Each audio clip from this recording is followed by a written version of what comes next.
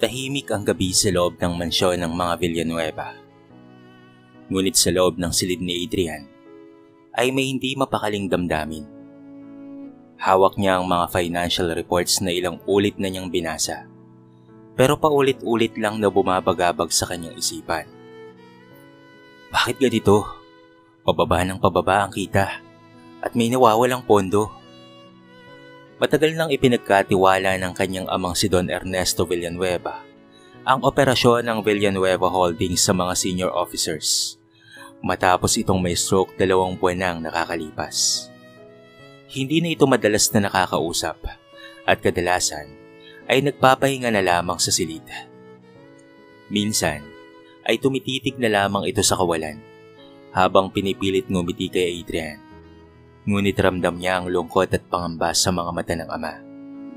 Isang gabi, habang nililinis ni Adrian ang lumang drawer sa study room ng kanyang ama, may nahanap siyang maliit na voice recorder. Pinindot niya ang play. Kung naririnig mo to, Adrian, baka nanghihina na talaga ako. Hindi ko na alam kung sino pa ang mapagkakatiwalaan ko sa kumpanya. May uod sa loob, anak. Binubulok tayo mula sa loob. Sana malaman mo bago mahuli ang lahat. Nanlamig ang katawan ni Adrian. May uod sa loob? Bigla niyang naalala ang misteryosong pagkawala ng mahalagang kliyente, ang pagkakadelay ng mga delivery, at ang paminsang pagtanggi ng accounting na ipakita ang buong detalye ng mga expenses. Kinabukasan, kinausap niya ang doktor ng kanyang ama. Dok, may pag-asa pa po ba si Papa? Tumango ang doktor. May pag-asa pa, iho. Pero dapat iwasan muna ang anumang stress. Huwag niyo siyang sabayan sa problema. Dapat ay magpahinga siya. At ikaw ang dapat na kumilos. Tumango si Adrian. Ngunit may problema. Kung aako siya kaagad bilang CEO, siguradong magpapanggap ang mga salot sa loob ng kumpanya. Magtatago sila. Maglilinis ng pangalan. Hindi siya makakagalaw ng malaya. Hanggang sa pumasok sa isipan niya ang isang matapang na plano. Magpapanggap akong bulag. Hindi nila malalaman na may nakikita ako. Mamasdan ko silang lahat sa sarili nilang teritoryo habang iniisip nilang ako'y inutil.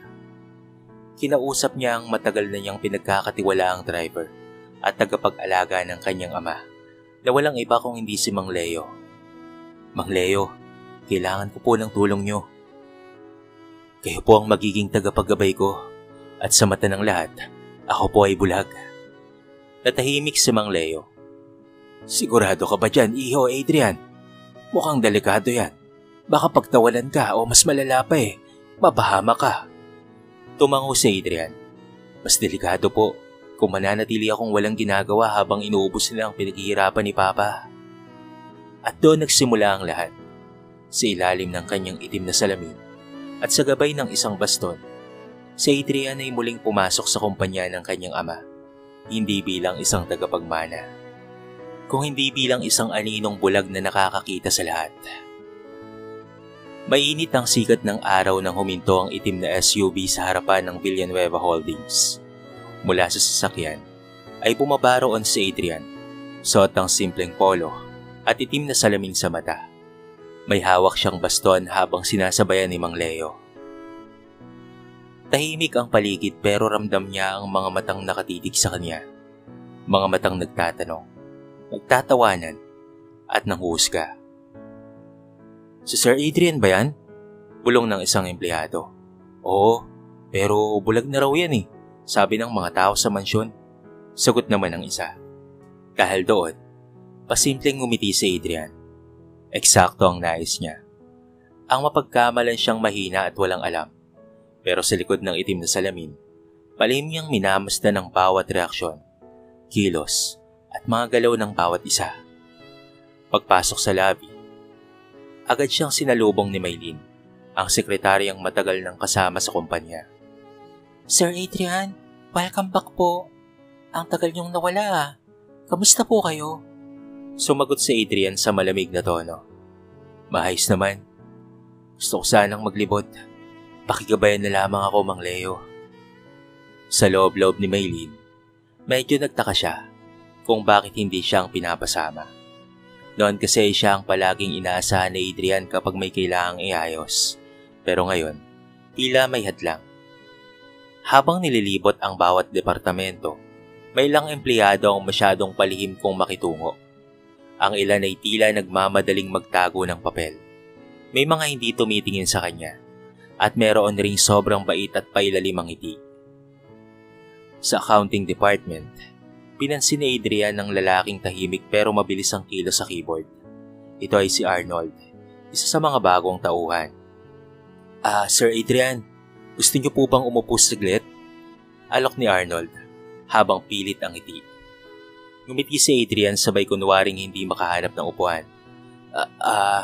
Asan nga ba ang upuan dito? Agad namang inakay siya ni Mang Leo. Pero bago ito umaksyon, napansin ni Adrian ang isang papel na parang itinatago sa ilalim ng folder ni Arnold. Mukhang may tinatago ang lalaki. Sa opisina ng HR, nakita niya si Mr. Greg, ang Senior Operations Manager. Adrian, iho, ako na ang bahala sa iyo rito ha. Kami ni Don Ernesto ang magkasangga rito. Sayang at nangyari yun sa'yo. At nagkasakit pa ang papa mo. Ramdam ni Adrian ang pilit na simpatya ng boses nito. Ako na lang ang bahala sa lahat. Mag-relax ka lang muna ha. Ngumiti si Adrian sabay tango. Salamat po. Pero kaya ko naman siguro kahit papaano. Habang papaalis sila, bumulong si Adrian kay Mang Leo. Pakibalikan mo ang accounting. Kunin mo ang pangalan ng lalaking may tinatago at pakisilip kung ano ang nasa ilalim ng folder. Tumango si Mang Leo. Opo sir, masusunod po. Sa kanyang pagbabalik, isa lang ang malinaw kay Adrian. Maraming nagtatago ng lihim. At habang iniisip ng lahat na siya'y bulag, mas lalo siyang nakakakita ng katotohanan. Kinagabihan, tahimik na bumalik si Adrian at Mang Leo sa mansyon. Sa silid ng dating opisina ni Don Ernesto, inilatag ni Mang Leo ang isang kopya ng papel na palihim niyang nakuha mula sa mesa ni Arnold sa accounting department. Sir, ito po ang papel na tinatago niya. Mukhang financial report po, pero may mga hindi tugma sa official documents natin. Sadyang may angking talino itong si Mang Leo. Kaya naman nagtagal ito sa kanilang pamilya. Samantala, kinuha ito ni Adrian at sinuri sa liwanag ng desk lamp. Sa kabila ng kanyang pagpapanggap na bulag, mabilis ang mga mata niya sa detalye.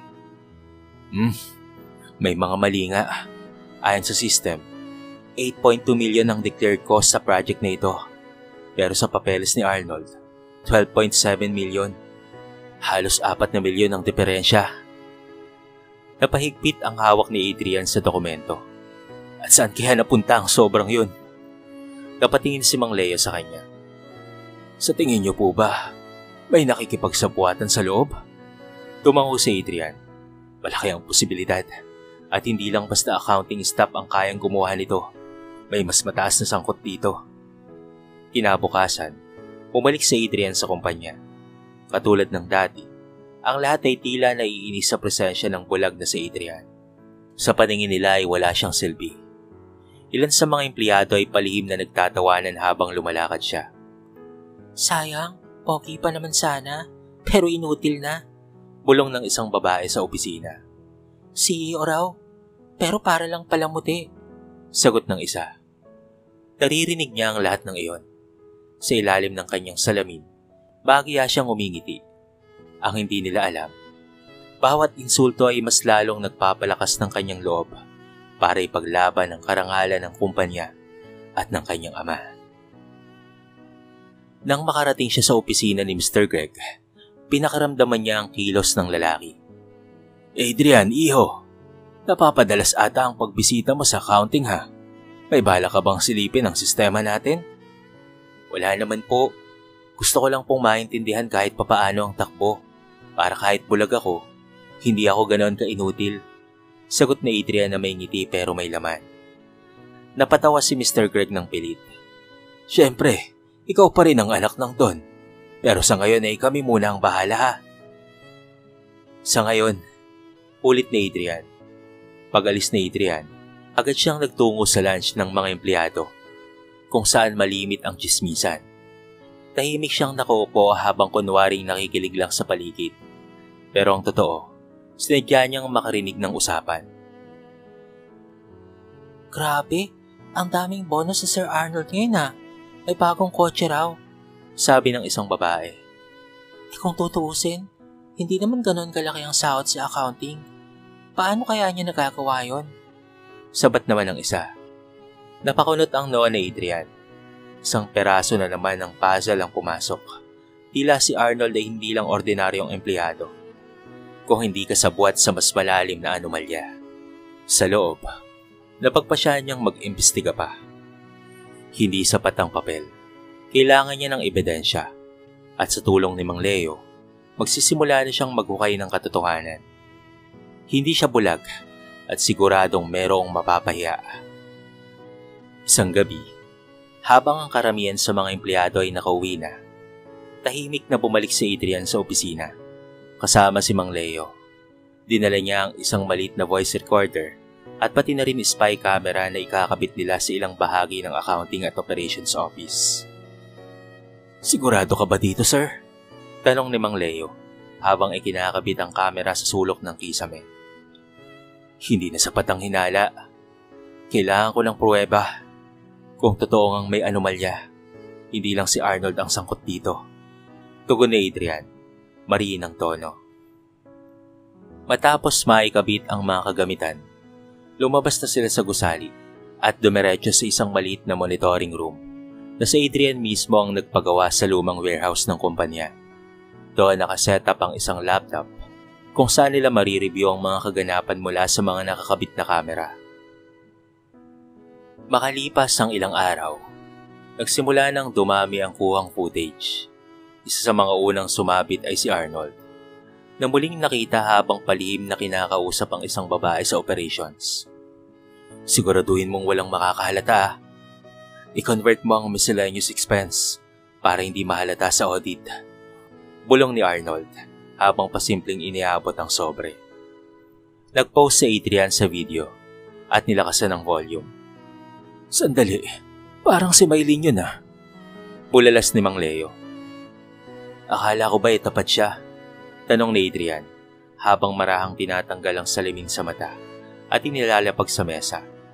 Sa unang pagkakataon, lumitaw ang kanyang malamig ngunit matalim na tingin. Muli nilang pinanood ang mga sumunod na footage.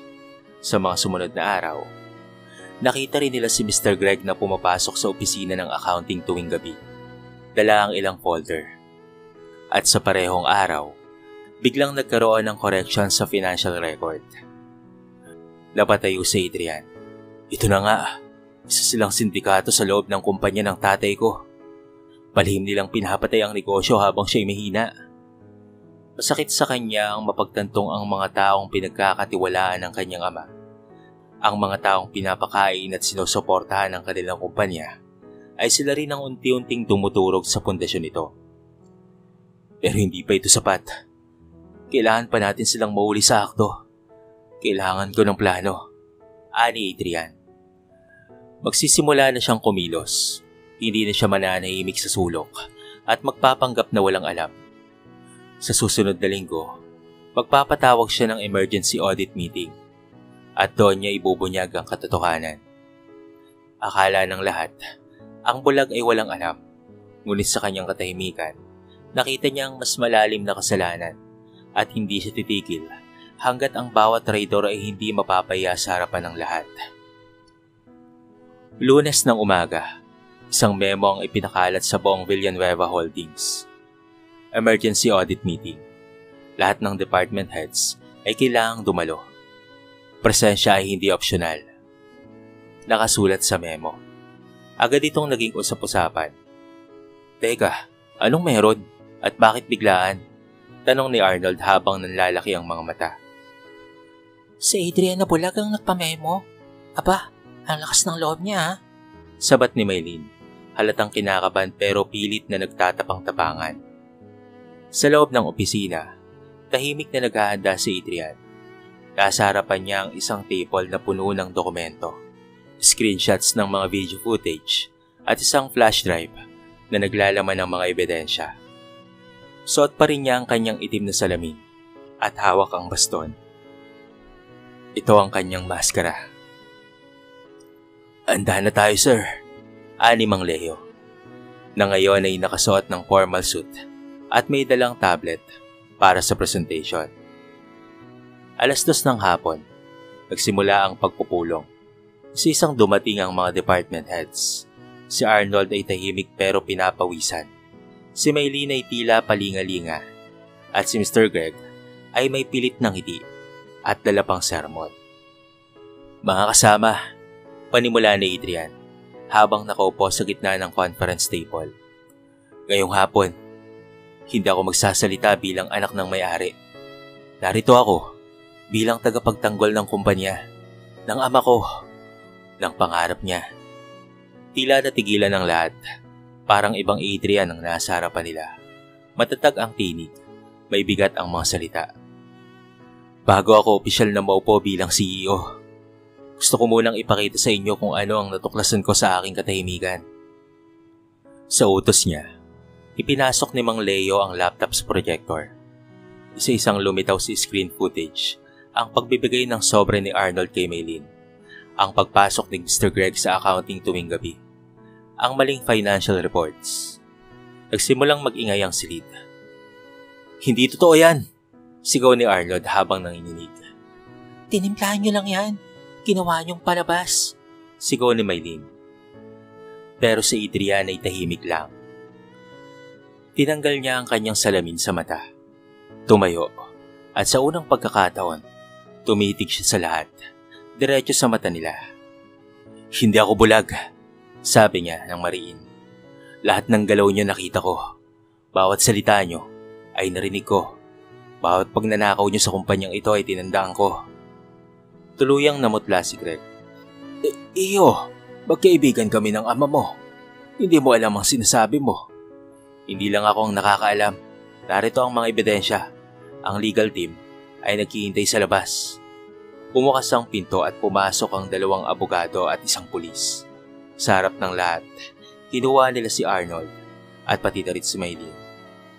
Si Mr. Greg ay hindi na rin nakatayo at tuluyang napaupo sa sulok. Nanginginig at tila biglang tumanda. Habang dinadala papalabas ang 3, tahimik lamang si Adrian. Ngunit sa kanyang mata, nagdidingning ang determinasyon. Sa wakas, ang bulag na akala ng lahat ay walang alam, ang siyang bumulag sa kanilang kasinungalingan. Matapos ang matinding komprontasyon at pag-aresto sa mga tiwaling tauhan ng kumpanya, bumalik sa katahimikan ng gusali ng Villanueva Holdings. Ngunit para kay Adrian, ito pa lamang ang simula ng mas malawak na pagbabago. Kinabukasan, dinalaw niya ang kanyang ama sa ospital. Mahina pa rin si Don Ernesto, ngunit mulat at nakakakilala na. Nakangiti ito nang makita si Adrian. "Kamusta ang kumpanya, anak?" Mahina ngunit malinaw na tanong nito. Umupo si Adrian sa tabi ng kama at hinawakan ang kamay ng ama. "Maayos naman po, itay. Nakita ko po ang mga dapat na tanggalin at tinanggal ko po silang lahat." Napaluha si Don Ernesto. "Pasensya ka na, anak. Pinagkatiwalaan ko ang mga maling mga tao." Umiling si Adrian. "Hindi niyo ko kasalanan, itay. Minsan kasi, masyado tayong naniniwala sa kabutihan ng tao. Pero ngayon po, ako na po ang bahala." Tumango ang matanda. "Ipinagmamalaki kita, Adrian. Hindi mo kailangang magpakita ng lakas na panlabas. Yung ipinakita mong diskarte at paninindigan, yun ang tunay na pamumuno." Sa kanyang pag-uwi, sinalubong si Adrian ang mga empleyado sa lobby. Tahimik silang nakatayo.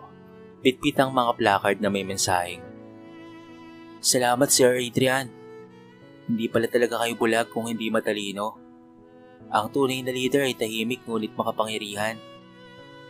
Muntik siyang mapahinto. Hindi niya inaasahan na sa kabila ng kanyang pagpapanggap at tahimik na pagmamanman, may mga tao pa rin palang nagmamalasakit. May mga empleyado pa rin palang umaasa. Pag-akyat niya sa opisina ng CEO, tinanggal na niya ang mga madidilim na salamin at inilagay sa isang kahon ng kanyang props bilang isang bulag. Nakaupo siya sa leather chair. ang trono ng kumpanyang pinaghirapan ng kanyang ama. Pumasok si Mang Leo dala ang ilang bagong proposal mula sa marketing. Sir, kailangan nyo rin pong pumili ng bagong finance head. Wala na po si Greg. Ngumiti si Adrian. Ipatawag mo si Angelica. Sino sir? Yung junior auditor? Oo, siya lang ang hindi natakot tumingin sa mata ko. Kahit akala niyang bulag ako at hindi siya nadungisan sa kabila ng mga anomalya. Nang dumating si Angelica, natigilan ito. Sir, ako po? Oo, may tiwala ako sa'yo. Panahon na para ang tapat ang mamuno sa pinansyal ng kumpanyang ito. Hindi makapaniwala si Angelica. Napaluha ito. Sabay sabi ng, Salamat po sir. Pangarap lang po ito dati. Simulan mo nang gawin ang pangarap mo. Sagot na Adrian. Lumipas ang araw na puno ng kilos at pag-asa. Si Adrian na minsang bulag ay naging ilaw ng kumpanya. Isang leader na hindi natatakot magpakumbaba upang makita ang totoo. Isang anak na tumindig hindi lamang para sa ama, kung hindi para sa bawat manggagawa. Isang buwan matapos ang exposure ng mga tiwaling opisyal sa Villanueva Holdings, unti-unting bumangon ang kumpanya. Lumalakas na muli ang operasyon. Dumarami ang kliyente. At higit sa lahat, bumalik ang tiwala ng mga empleyado. Sa gitna ng mga pagbabagong ito, ay si Adrian. Matatag, malinaw ang paningin, at mahinahon. Hindi naging madali ang pag-aayos ng mga sistema. Lumabas ang mga dating pagkukulang, kakulangan sa internal controls, sobrang tiwala sa ilang tao, at kawalan ng modernisasyon. Ngunit sa pamumuno ni Adrian, isa-isang sinolusyonan ng mga ito. Nagpatupad siya ng digital audit systems, performance tracking, at anonymous employee feedback. Lahat ng boses, lahat ay mahalaga at importante. Dumating ang araw ng Quarterly General Assembly. Sa unang pagkakataon mula ng ilantad ni Adrian ang kanyang pagkakakilanlan, harap siya sa lahat ng empleyado bilang opisyal na CEO. Pag-akyat niya sa stage, sabay-sabay na palakpakan ang sumalubong sa kanya. Marami ang lumapit, may mga nag-abot ng liham, may mga tahimik lang ng umiti. Ngunit lahat sila, dama ang paggalang. Magandang araw, panimula ni Adrian. Simple ngunit may bigat. Alam ko, marami sa inyo ang nadismaya. Nagtaka o baka nagalit nang malaman ninyong nagpanggap akong bulag. Hindi madali ang desisyong iyon. Pero ginawa ko ito hindi para sa kapangyarihan, kung hindi para sa katotohanan. At para na rin sa ating lahat, lalo na sa inyong mga empleyado. Napatahimik ang lahat. Nagpatuloy si Adrian. Hindi kailanman natutulog ang katiwalian. Kahit gaano kalaki o katagal ang isang negosyo, kung papayag tayong magbulag-bulagan sa kasamaan, siguradong babagsak tayo sa pamamagitan nito. Ipinakita niya sa screen ang larawan ng kanyang ama. Hawak ang isang tropeyo ilang taon nang nakakalipas. Ang kumpanya pong ito, itinayo ng ama ko mula sa wala. At ngayong ako na ang namumuno, pangako ko, hindi na ito muling masasalaula pa. Bumaba siya ng entablado at lumapit sa mga empleyado. Hindi ko kayang buhatin itong mag-isa. Kailangan ko kayo at gusto ko kayong makilala isa-isa. Lumapit si Angelica, si Mang Leo, at maging ilang mga dati tahimik lang sa sulok. Ngayon ay may lakas ng loob na makipagkamay sa bagong CEO. Sa kabilang banda, lumabas na rin sa balita ang sinapit ni na Arnold, Maylin, at Mr. Greg. Isa-isang isinampa ang kaso sa kanila. Plunder, falsification of documents, at corporate theft. Sa korte, itinuturing silang halimbawa ng kapangyarihang sinayang sa kasinungalingan. Isang gabi habang naglalakad si Adrian sa opisina, napadaan siya sa sala kung saan dati siyang nakaupo bilang bulag. Tumigil siya sandali at ngumiti. Dito nagsimula ang lahat, bulong niya sa sarili. Ngunit ngayong malinaw na ang lahat, handa na siyang tumingin sa kinabukasan. Hindi bilang anak ng may-ari, kung hindi bilang tunay na pinuno. Lumipas ang 6 na buwan. Mula sa dating magulong kalagayan ng Villanueva Holdings, naging isa na itong ehemplo ng muling pagbangon mula sa mga supplier hanggang sa mga empleyado sa ibaba. Lahat ay muling nanumbalik ang tiwala sa pamunuan. Ang dating malamlam na koridor ng kumpanya ay naging puno ng sigla at pag-asa. Isang araw, tinawag ni Adrian ng lahat ng department heads para sa isang mahalagang pagpupulong. Tahimik ang lahat habang hinihintay siyang magsalita.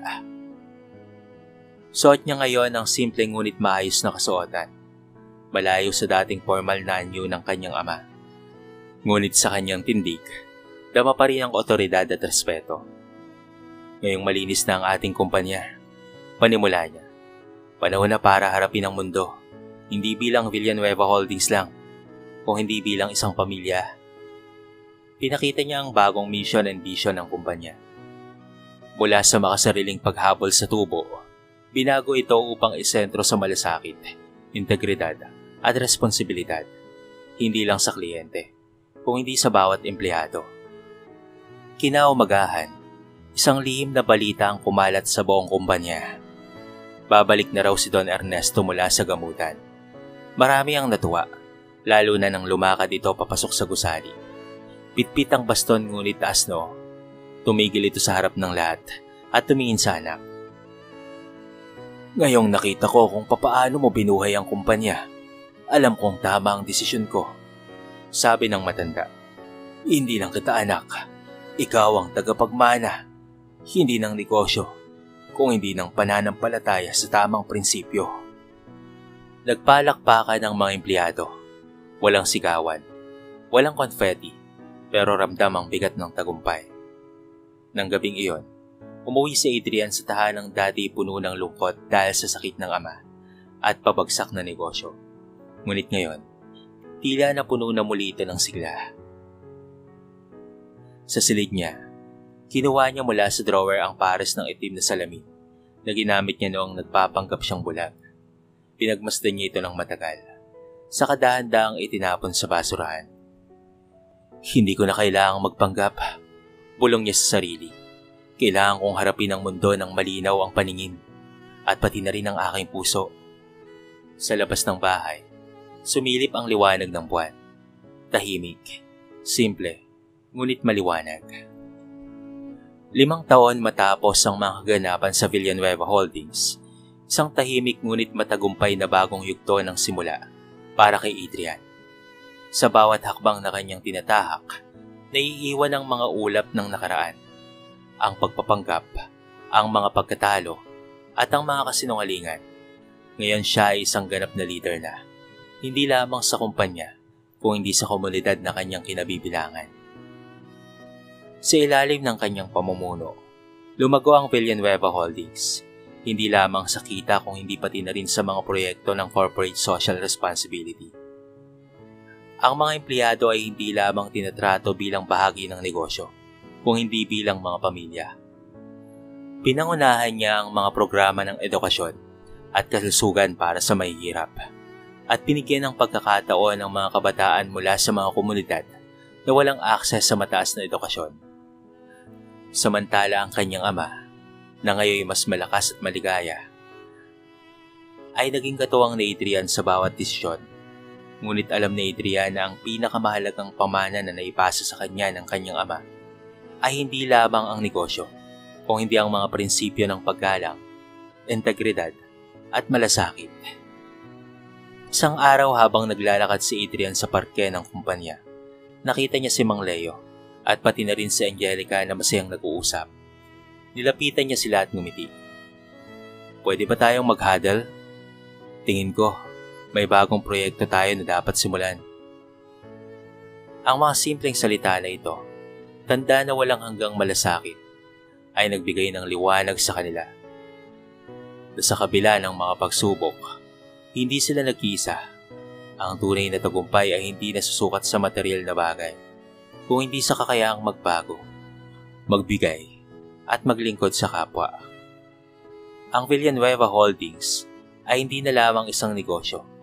Ito ay naging simbolo ng pag-asa, pagbabago, at tunay na pamumuno. At si Adrian, isang pinuno na mulat, hindi na bulag, at patuloy na humuhubog ng mas maliwanag na bukas. Hindi lamang para sa kanyang kumpanya, kung hindi para sa lahat ng naniniwala sa tamang prinsipyo at malasakit.